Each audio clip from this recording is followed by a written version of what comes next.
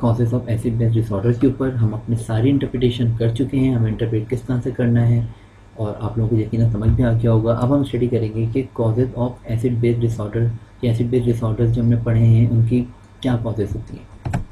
Respiratory acidosis की different causes होती हैं, जिनमें मोस्ट कॉमन कॉजेज़ हैं pneumonia, obstructive lung disease, pneumothorax, respiratory muscle paralysis जैसे गुएन बार syndrome, CNS trauma, sedatives and narcotic use, and ascites and peritonitis.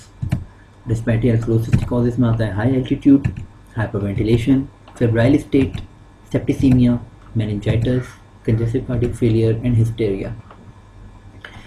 Metabolic alkalosis causes में आता है severe vomiting, Cushing syndrome, diuretic therapy and milk alkali syndrome.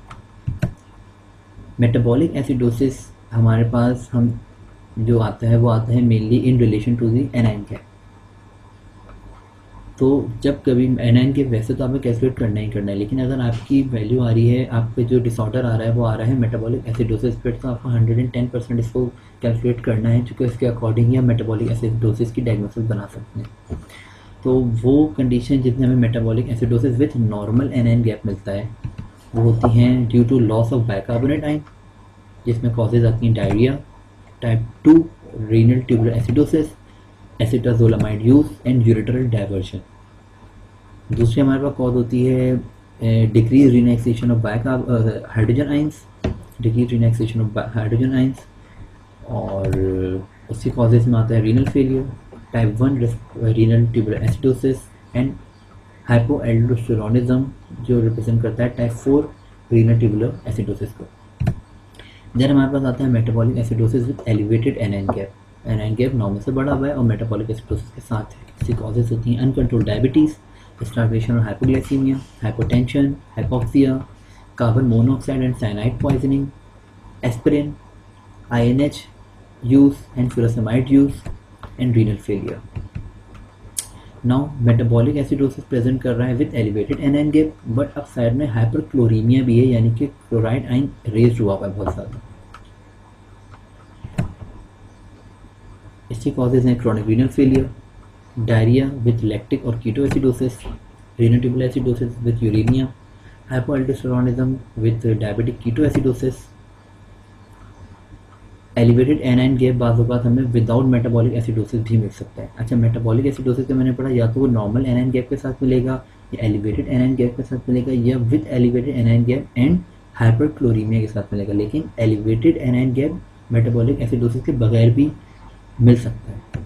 जिसकी causes हैं या तो patient metabolic alkalosis के अंदर है, यानी मेटाबॉलिक एल्कलोसिस के अंदर भी हमको बाज़ औक़ात एलिवेटेड एनाइन गैप मिल जाता है, या फिर हाइपरफॉस्फेटेमिया है, ब्लड में फॉस्फेट कंसंट्रेशन ज़्यादा है। लो एनाइन गैप की कॉजेज़ क्या होती हैं? Hypoalbuminaemia, hyperkalaemia, hypercalcaemia, hypermagnesaemia, multiple myeloma and metal poisoning like lithium poisoning, bromide poisoning.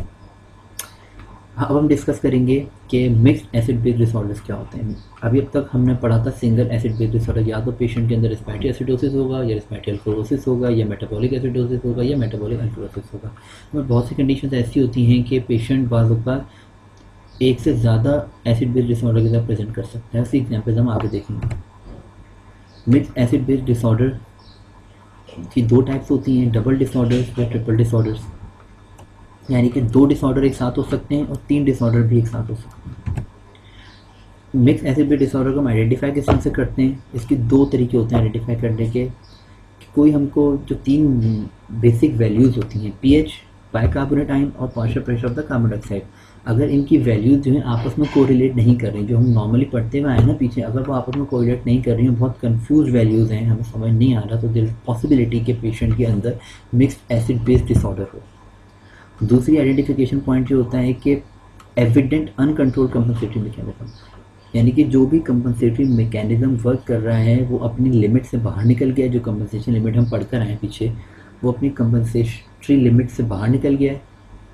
Report में ये चीज़ मेंशन हो रही है कि ये बहुत ज़्यादा कम हो गया है, कंपनसेटरी मैकेनिज्म बहुत ज़्यादा हो गया है, अनकंट्रोल्ड है, तो जिसकी वजह से patient mix acid base disorder में चला गया। तो ये 2 पॉइंट्स हैं जो हमें देखने होते हैं कि कोई डिस्पैरिटी तो नहीं आ रही, कोई मतलब ऐसा ना हो कि कोई रिलेशन ना बन रहा हो वैल्यूज़ का आपस में, और दूसरा कंपनसेटिव मैकेनिज्म की वैल्यू बहुत लिमिट से अपने एक्सीड तो नहीं कर गई हैं। तो ये 2 पॉइंट्स हैं जो कि हमें हेल्प करते हैं मिक्स एसिड बेस डिसऑर्डर की आइडेंटिफिकेशन में। ये एक एग्जांपल है जो कि हम पहले डिस्कस कर चुके हैं मेटाबॉलिक अल्कलोसिस की कंपोजिशन के अंदर पहले, कि किस तरह से अनकम्पनसेटेड मेटाबॉलिक अल्कलोसिस डेवलप हुआ। फिर इसकी कंपोजिशन में 5% तक कार्बन डाइऑक्साइड रेज होना शुरू हुआ। रेज होते इसने अपनी वैल्यू को हाई कर लिया, लेकिन पीएच को नॉर्मलाइज कर दिया, कंडीशन हो गई फुली कंपनसेटेड मेटाबॉलिक अल्कलोसिस। ठीक है, अब इसको यहाँ पे स्टे करना चाहिए, रुक जाना चाहिए, पीसीओ2 को अपनी बढ़ने की नीड नहीं है। अब तक पीसीओ2 अपनी कंपनसेशन लिमिट्स के अंदर ही है एक पॉइंट पे, लेकिन किसी वजह से पीसीओ2 बढ़ता चला जा रहा है, कंपनसेटरी मैकेनिज्म जो है वो आउट ग्रो कर रहा है, अनकंट्रोल्ड है, पीसीओ2 बढ़ता चला जा रहा है किसी भी फिनोमिना की वजह से। पीसीओ2 बढ़ता चला जा रहा है, लेकिन पीएच अभी नॉर्मल है, पीएच अब ऑल्टर नहीं हुआ अभी तक, अभी भी हम इस सोच को फुली कंपनसेटेड ही कहेंगे। लेकिन ख़तरे की बात यह है कि पीसीओ2 मुसलसल बढ़ रहा है। फिर एक कंडीशन आएगी, पीसीओ2 बढ़ने की वजह से पीएच ऑल्टर होगा और पेशेंट एक दूसरे डिसऑर्डर में चला जाएगा। फॉर एग्जांपल, पीसीओ2 बढ़ता चला गया, बाइकार्बोनेट तो हाई है ही, पीसीओ2 बढ़ता चला जा रहा है, पीसीओ2 बढ़ने की वजह से पीएच कम हो गया। जैसे हमने वो इक्वेशन जो थी हमारे पास हेंडरसन हेज़लबर्ग इक्वेशन, उसमें हमने पढ़ा था कि pH is equal to bicarbonate ion concentration over PCO two concentration. तो पीसीओ2 के बढ़ने से पीएच हमेशा कम होगी, तो पीसीओ2 बढ़ा, पीएच कम हो गया, पीसीओ2 की डायरेक्शन हाई है, इसकी डायरेक्शन लो है, अपोजिट डायरेक्शन है, अपोजिट डायरेक्शन हमेशा रिस्पायरेटरी डिसऑर्डर में होती है, पीएच जो है वो एसिडिटी की तरफ जा रहा है, तो पेशेंट ने डेवलप कर लिया रिस्पायरेटरी एसिडोसिस विच इज़ अनकम्पनसेटेड। तो पेशेंट अभी मेटाबॉलिक अल्कलोसिस में था ही, यानी फुली कंपनसेटेड मेटाबॉलिक अल्कलोसिस में था, तो पेशेंट ने अब रिस्पायरेटरी एसिडोसिस डेवलप कर ली जो कि अनकम्पनसेटेड है। अब क्या होगा, अब रिस्पायरेटरी एसिडोसिस की कंपनसेशन के लिए बाइकार्बोनेट को और बढ़ना पड़ेगा, बाइकार्बोनेट बढ़ेगा बढ़ेगा बढ़ता चला जाएगा। अब जब बाइकार्बोनेट और ज़्यादा बढ़ जाएगा तो ये इसको कंपनसेट कर लेगा, लेकिन फिर अगर बाइकार्बोनेट भी कंट्रोल नहीं होगा तो बाइकार्बोनेट फिर उसी सिचुएशन में हम चले जाएंगे, पेशेंट फिर मेटाबॉलिक अल्कलोसिस के अंदर आ जाएगा अगर पीएच बढ़ गया। तो इस तरह से हमारे पास मल्टीपल डिसऑर्डर्स डेवलप होते हैं कि कंपनसेशन मैकेनिज्म कंट्रोल नहीं हो पाता और वो बढ़ता चला जाता है या कम होता चला जाता है, इस वजह से कोई दूसरा डिसऑर्डर डेवलप हो जाता है। डबल डिसऑर्डर्स की जो कॉजेज़ हैं वो इस तरह से हैं कि वो कंडीशन जिनके अंदर मेटाबॉलिक एसिडोसिस और रिस्पायरेटरी एसिडोसिस दोनों साथ मिल सकते हैं, वो होते हैं कार्डियोपल्मोनरी अरेस्ट में और रिस्पायरेटरी फेलियर विद अनीमिया। वो कंडीशन जिनमें मेटाबॉलिक अल्कलोसिस और रिस्पायरेटरी अल्कलोसिस एक साथ मिलते हैं, वो होता है congestive cardiac failure with vomiting या फिर diuretics therapy with hepatic failure और pneumonia. Metabolic alkalosis with respiratory acidosis हमको मिलता है डाययूरेटिक थेरेपी विद सीओपीडी और vomiting with COPD. Metabolic acidosis और रिस्पायरेटरी अल्कलोसिस हमको मिलता है सैलिसाइलेट पॉइजनिंग में या रीनल फेलियर विद सेप्सिस और कंजेस्टिव कार्डियक फेलियर में। मेटाबॉलिक एसिडोसिस और रिस्पायरेटरी एसिडोसिस हमको कंबाइंड मिल सकते हैं डायरेटिक थेरेपी विद कीटोएसिडोसिस या वॉमिटिंग विद रीनल फेलियर और लैक्टिक एसिडोसिस और कीटोएसिडोसिस। ट्रिपल डिसऑर्डर भी हमको मिलता है, बहुत रेयर होता है लेकिन ट्रिपल डिसऑर्डर भी हमको मिल सकता है। मोस्ट कॉमनली ये मिलता है सिवियर कंजेस्टिव कार्डियक फेलियर के अंदर। कंजेस्टिव कार्डियक फेलियर के अंदर हमें डिस्निया मिलेगा, dyspnoea lead to the respiratory alkalosis, vomiting मिलेगी which may lead to metabolic alkalosis और renal failure with lactic acidosis मिलेगा which may lead to metabolic acidosis. तो 3 डिसऑर्डर्स हमको साइमल्टेनियसली मिल सकते हैं। एक और एग्जांपल जो ट्रिपल डिसऑर्डर है वो है सैलिसाइलेट पॉइजनिंग की। सैलिसाइलेट पॉइजनिंग के अंदर भी हमको ट्रिपल डिसऑर्डर मिलता है, यही 3 चीज़ें मिलती हैं, बट यहाँ पे मेटाबॉलिक एसिडोसिस हमको मिलेगा वो एलिवेटेड आयनाइन गैप मेटाबॉलिक एसिडोसिस मिलेगा।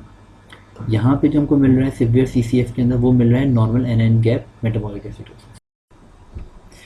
तो अब हम आ गए अपने एंडिंग नोट की तरफ। समरी में आपको कुछ ऐसे पॉइंट्स बताऊंगा जो आपको याद रखने हैं ताकि आपको एबीजी इंटरप्रिटेशन में आसानी हो। सबसे पहले तो हमने जो 3 इक्वेशंस पढ़ी हैं अपने लेक्चर के अंदर वो तीनों आपको याद होनी चाहिए, जिसमें एक पीएच इक्वेशन थी, एक बाइकार्बोनेट बफर इक्वेशन थी और एक हेंडरसन हेज़लबर्ग इक्वेशन थी। ये 3 इक्वेशंस आपको हमेशा हेल्प करेंगी अपने आंसर्स को जस्टिफाई करने में।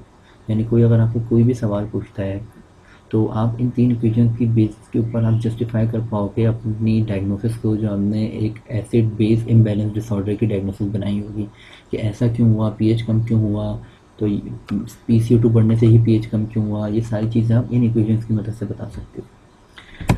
इसके अलावा ये जो चार्ट आप देख रहे हैं, ये चार्ट के ऊपर आपको बिल्कुल बेहतरीन किस्म की ग्रिप होनी चाहिए ताकि आप ईज़िली डिसऑर्डर्स को आइडेंटिफाई कर सकें।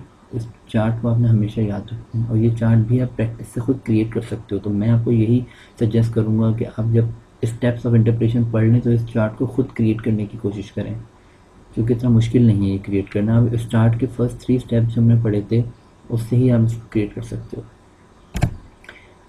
फिर स्टेप्स ऑफ इंटरप्रिटेशन में जो फर्स्ट 3 स्टेप्स हैं वो मोस्ट इंपॉर्टेंट स्टेप्स हैं। आपने हमेशा उन 3 स्टेप्स को सबसे पहले पढ़ के सीक्वेंस में फॉलो करना है। कभी भी आप एबीसी इंटरप्रिटेशन पढ़ें या सीखने की कोशिश करें तो उन फर्स्ट 3 स्टेप्स को पहले करें, कुछ अरसे तक उनको प्रैक्टिस करें एंड देन आप स्टेप 4 और स्टेप 5 पर आएँ। मतलब फर्स्ट 3 स्टेप्स हमने पढ़ लिए, फिर बहुत सारी इसकी प्रैक्टिस करें, जितनी आप प्रैक्टिस कर सकते हो, तो वही बेसिक स्टेप्स हैं। उन 3 स्टेप्स को करने में आपको पता चला आप डायग्नोसिस ईज़िली बना सकते हो। 4 और 5 स्टेप आप तब करें जब आप पहले 3 स्टेप्स को मास्टर कर चुके हों, आप उसमें आपकी ग्रिप हो गई हो, देन आप 4 और 5 पर आएँ।